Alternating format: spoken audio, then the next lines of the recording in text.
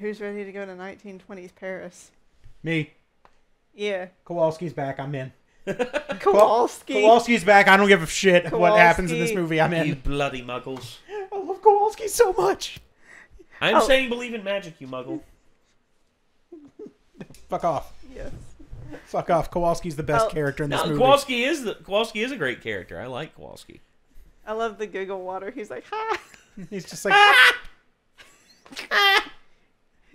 I can't tell if you would be Kowalski or you would be... It'd be me. It'd be him. It'd be me. Me, I'd be a better version of Grindelwald because I wouldn't be played by Johnny Depp. Bingo. Done. Job done. Moving on. Can we keep all of this? Of course. Of course. I'm just interested to see Johnny Depp play a villain because he just rarely does. Yeah. Oh, except in real life. Well, yeah. Oh. Womp womp. I'd probably be Tina just because I'm just kind of there. Tina's fucking great. Lay off. I don't know. Oh God. Is Kowalski the guy with the mustache? Kowalski I was trying to think Dan Fogler. Yeah. That doesn't mean anything to me. I don't know. Do you remember names. the one that the one? So is he the guy that like is with him the whole time? Like Yes. basically like the one that's not The magical. human. That Yeah. Yeah. I've seen a lot of criticism about him. People can say what they want. I was like, you saw that movie with me, the first one when it came out. Yeah, like he was funny and stuff, but everybody's like, "Oh, he's a useless character." Or, No, like, he he's the doesn't fucking contribute best. anything Yeah. to it. Well, and blah, blah. if anything, he is the human gauge. Yeah. Because in terms of him, he's being introduced to this world, and he is both in awe and is terrified. Yeah. Because he is in awe of what is possible, but at the same time he's in terror of what's capable because he's seeing two sides of it. He's seeing what Newt can do, and he's seeing what the bad wizards can do, like Grindelwald. It's almost like if this was a more Lovecraftian thing, he would have already probably gone insane. Of course. And unlike I think her Bloody name muggles. was Mary Lou Barebone from the first one. Yeah. Instead of like being freaked out and trying to like get everybody to like kill him or whatever, Kowalski's like, I want to learn about this. Kowalski's just like, yeah, okay, let's go with this angle. Let's go with this lineup. We're going over here. Yeah. So he's like, oh, we're doing this now. Awesome. And it's like, oh, look at that. all right. Yeah. Yeah. And It's like he's like Jack Skellington in the Land of Christmas for the first time. He's like, "What's this?" There's, of course. like, what's this? There's wizards in the air. What's this? That witch just turned into a cat. What's this? then there's the moment like, I'm of Kowalski and I'm in the land of magic. This isn't real. What mean, is this? See, so there's the moment in the speakeasy where Kowalski just punches the guy, where it's just like, all right, yeah, we could handle this your way, or we could do it my way. Just Yeah. Or like, oh, I gotta undo all these locks and stuff. Kick. Man, I need to watch. Job done. It's effectively like Robert Downey Jr.'s Sherlock Holmes to Jude Law's Watson. Yep. Because there's Sherlock trying to pick a lock. He's like, all of a sudden here comes a foot out of nowhere in the lock, and he's just like, good to see you, Watson. Good to see you, Watson. Now I want to watch the first Fantastic Beasts and the Robert Downey Jr. Sherlock movies again. Yeah, all right. Hey, there you go.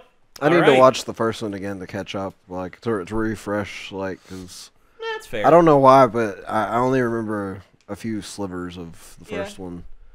But I know I liked it a lot. For some reason, my brain was like, that one's going straight in the bin. Like, we also need to catch Ben up on in terms of being able to remember anything that happens after the one that you hate. Oh god. Which one does he hate?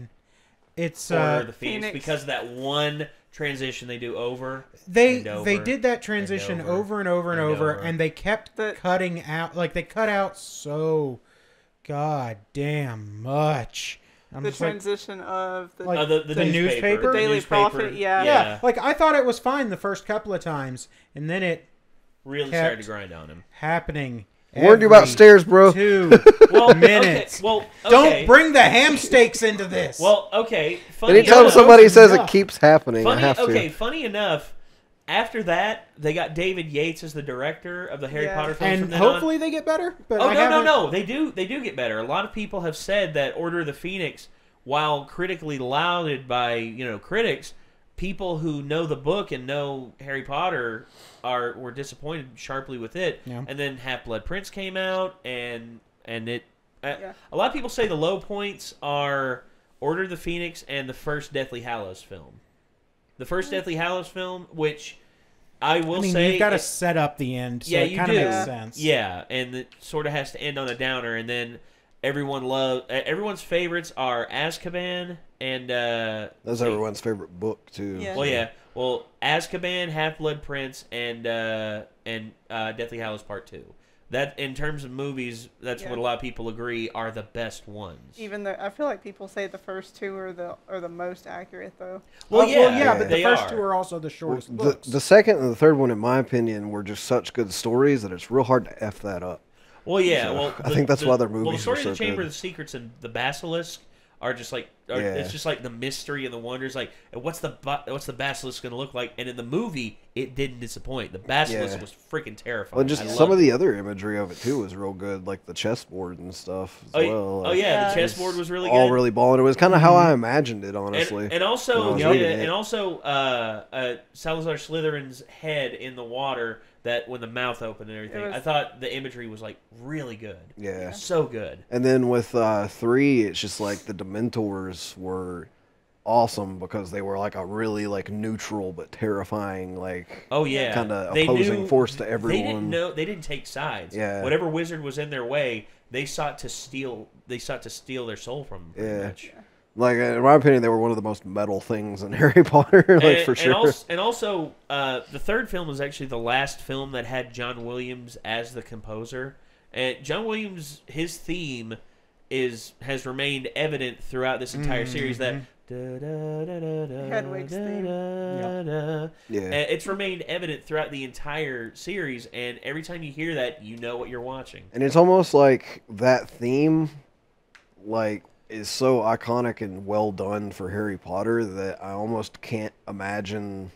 Like, my brain doesn't process the fact that I didn't have that theme in my mind when I was actually reading the books before the movies were ever a thing. Well, because it fits so well. You know how they were able to achieve like that bell sound without it like having like the over resonance. Yeah. What they did was he actually wrapped up the tubular bells that you would see in like band class and stuff like that. Yeah, I got to play those. Well, what he did was he actually wrapped felt around the bottoms of them to take away some of the long resonance. Yeah. And he hit it with like he hit it with like a felt hammer. Boom, boom, boom, boom, boom, boom, boom. Well, it's like really cool how he was able to come up with that specific sound and how it's so synonymous with Harry Potter now. Everybody hears that whenever they think of Harry Potter. And then you have the sweeping orchestra, the horns coming in. It's just like everything falls into place. Yes. It's just so beautiful. I mean, to be fair, we've neglected the best thing in the entire series. Hermione punching Draco in the fucking face. Which is in the third one, yes. Which is probably my favorite moment that I've seen so far in those movies. She turns around and is like, that felt really good. Just decks him, and I'm like, yes. Yeah. It's like you get it, Emily. Like, you get it, Emma. So in the books she slaps him, but this was so much better. Well, a punch. Thank God. I think a punch would be what more. We should watch this. I want to see this. When you video starts like 9 minutes in. Yeah, when you whatever. get us talking about Harry Potter. Yeah. We get to talking about anything, really. A safe house in Paris. Why would I need a safe house in Paris? Should things at some point go terribly wrong, it's good to have a place to go. You know, for a cup of tea. Yeah. I also love Eddie Redmayne as yeah. The clock is ticking fast. My dream. We who live for truth, for love. The moment has come to take our rightful place in the world where we wizards were free. Join me or die. The wizarding and non-wizarding worlds have been at peace for over a century. Grindelwald wants to see that peace Man, destroyed. that frenetic violin. Why does this feel like it's playing at 1.5 times speed? Hunt him down. Yeah? To kill him. Dumbledore. Why can't you go? I cannot move against Grindelwald. It has to be you. You don't suffer from motion sickness, do you? I don't do well on boats. You'll be fine. Poor kid. You'll be fine. Man. The video's sped up, Nate. It is? I'm pretty sure. They flash the text on the screen for such a small period of time. No. Normal. Really? It's normal. They're trying to squeeze in a lot. That's really strange. Man, yeah. Like they hustled the fuck out of this. Yeah. Power. Hustle and flow, baby. You simply ask, is the thing right? Hey, there's the case. So even the music is like fucking like, let's get it, guys. Let's get it. Oh man, it's losing it. Yeah. Well, they're trying to do the frenetic pace. I mean, I think that's what they're going for. Zoe Kravitz. I think it's something. You never met a monster you couldn't love. Let's take him.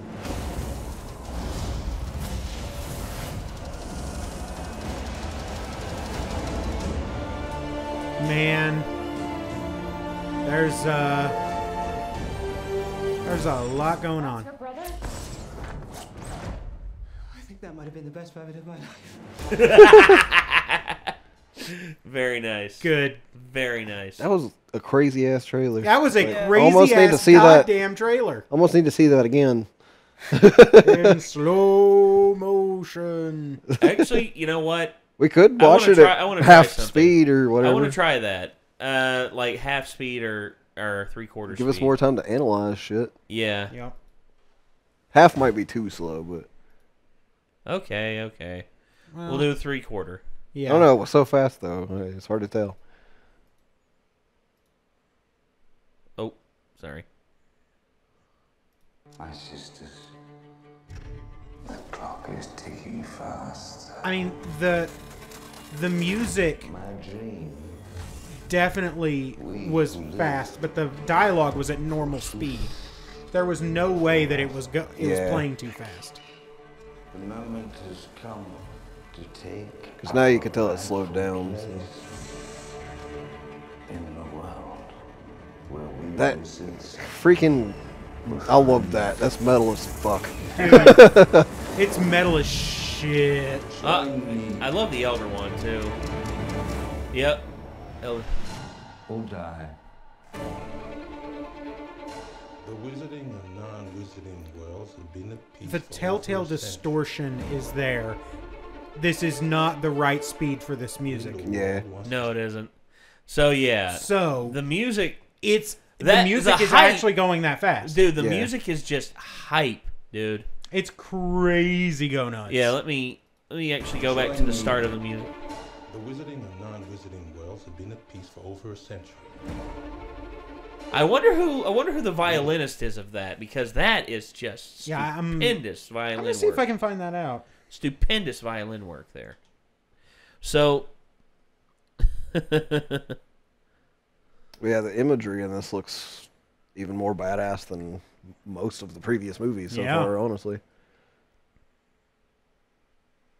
I'm looking for something. I'm not. Actually, I'm looking here. Damn the music. It's the name of the violin song, Orchestra Cinematique, and you'll find an awesome reproduction. Actually, let's look at that. So this is supposed to be, it's James Newton Howard's score. Yes. I was looking. But I don't know if we can find the actual. That's what I was looking up, if it was still James Newton Howard, but I'm pretty sure.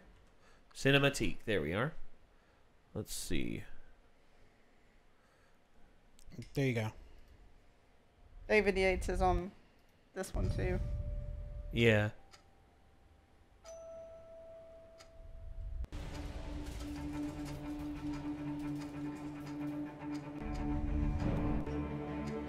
And right here, build 1, 2, 3, 4. 1, 2, 3, 4.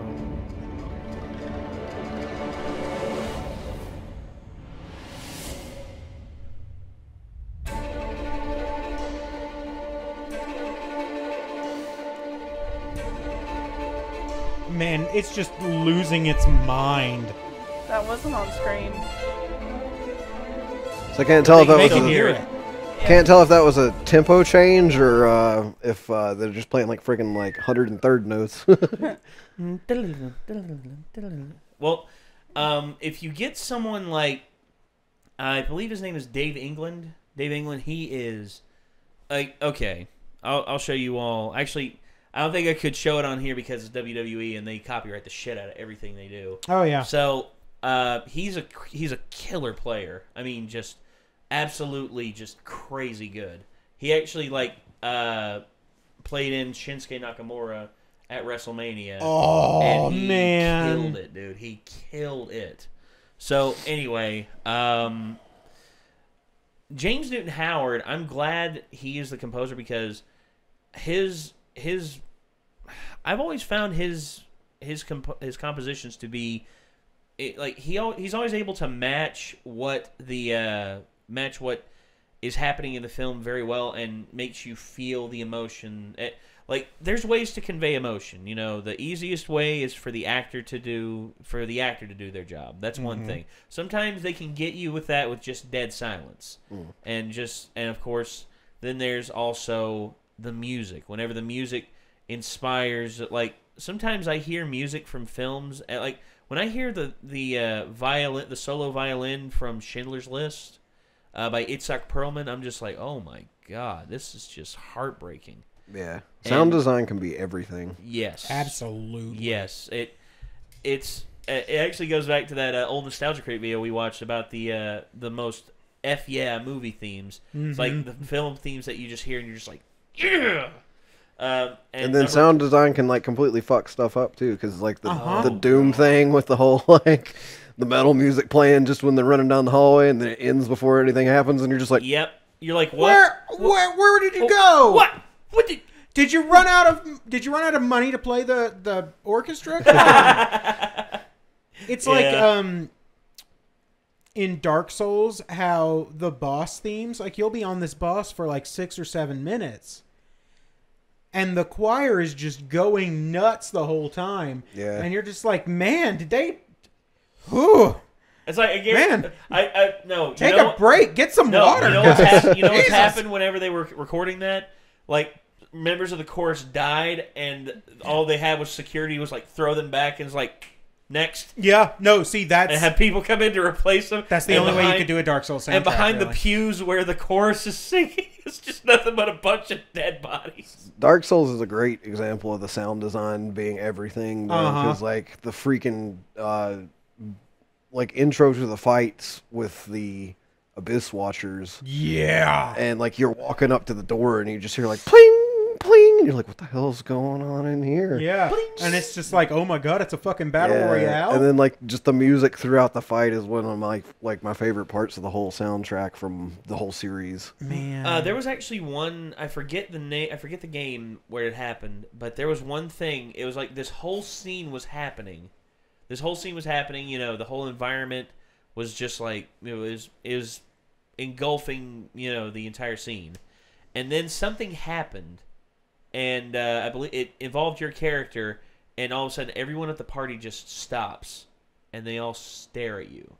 And it's and it's like everyone just starts staring at you, and no matter where you move, their heads follow you. And you're just like, And the music that was playing, gone. And sometimes silence can say something that all the orchestral pieces in the world cannot. Yeah. A sense of you are alone. That you like there is nothing here that will help you. Just. And then sometimes you're in the middle of a fight and the vocals kick in. Yeah. And Rules of nature. Yeah. Yeah. That I fucking love that because like the whole song is playing beforehand, but it's just that one part where the shit hits the fan and the vocals kick in, and you're just like, rules of nature. No, every fight in that when game, the sun comes up, and then the vocals kick in. Alive, and it's so alive. Nuts. God, we're giant. We're nerds. And then like there's the thing with horror and like the design in horror with sound design. I mean, like you can make a sense of dread. You can pull the rug out from under people with shit. Oh yeah. Like, my buddy was laughing his ass off at me because we watched As Above, So Below the other night, and that was a movie that actually they made a horror movie, and they didn't jump scare you until about 3/4 of the way into the movie, and for some reason he saw it coming, and I was just like, oh, what's going to happen here? And just all of a sudden it's just out of nowhere, and I was like, oh, Jesus Christ! Like, it scared the shit out of me. So and it was from complete silence, basically. It was like, you know, very little like wind up, and he's like, you could tell they were setting up for it, and I was like, my brain was just going, they haven't been using jump scares in this. And then all of a sudden they were just like, surprise, motherfucker. And I was like, dear Lord. And it's like, oh, you got me. All right. You want something that's going to freak you out. So Nate pulled up the water phone. The water phone. Have you ever seen this thing, Nick? I don't think so. Oh, you're going to flip. Watch this. Moreover, listen to this. So pull it up over there. That's balling.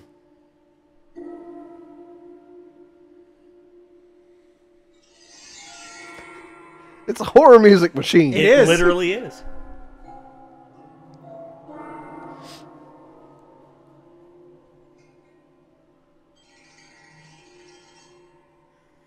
Yep. I want one of those. Oh shit! You drag the rubber mallet across the bottom, and the reverberations are just. Wonder if we can get Micah to make us one of these. A violin bow now. Yeah, you can shake it because it's got a little bit of water in there. That's amazing. And also you can put it on a string and spin it around. You like play a note and then you spin it. It's like, man. One of the other things they did with As Above, So Below too is they have one of the creepiest like satanic chants I've ever heard in a movie in that film as well. And just the sound design of that was just like it made the hairs on the back of your neck stand up. Is it not? Is it? I Come From a Land Down Under? Hell no. But it was one of those things where you could tell it was like inspired by the usual just satanic chants you'll hear in like demonic movies and stuff like that, you know? Yeah, yeah. But it had its own spin on it, and it was just like it really made the hairs on the back of my neck stand up, and I was like, that was well done as hell. Yeah. I'd like to have one of those. Actually, the guy who makes them actually passed away, and his son's trying to carry on the business. But I think a lot of people say that his son's not as good at building them. Yeah. In which, if we could find a way to build one of those, dude. Yeah. I would have fun with that. Oh yeah. I would just like creep people out. I'd like walk around during Halloween, like behind a tree, and just go. Yep. If you want to check out one more thing real quick, you don't have to listen to the whole song, but you should check out the intro to a song called Deity by Deering Gray. Oh. That's another thing is like Japanese horror has this real crazy sound design that it gives you a real uncomfortable feeling in your gut. Yeah. And it's just like you're like, this is bad juju, you know? And like people talk about tritones and how tritones are like, you know, the devil's note and stuff. Yeah. And they do sound like kind of evil, quote unquote, like in... like, you know, metal songs and stuff like that, but it's never come across as like a blatantly like that's an evil note thing. But like the Japanese music I've heard in certain things like Fatal Frame and like Deity's like intro, it's like that's some evil sounding shit. Like holy crap, that sounds bad. like something horrible's about to happen. All right, well, but yeah, we're gonna have to end it here. We gotta do a few other things. So let us know what you all think down below about all of this. You know, are you excited about the Crimes of Grindelwald? Are you excited to see what happens next in the Wizarding World of Harry Potter? I'm down. And if you all can think of any other horror movie instruments that y'all can think of, let us know in the comments down below. And as always, until next time, I'm Nate. What's your favorite sound design as well? Oh, yeah. Best example of sound design. Yes. Game, movie, TV show, doesn't matter. Let us know because we really like that stuff. Yeah, we do. But he's Nate. I'm Ben. I'm Kara. I'm Nick.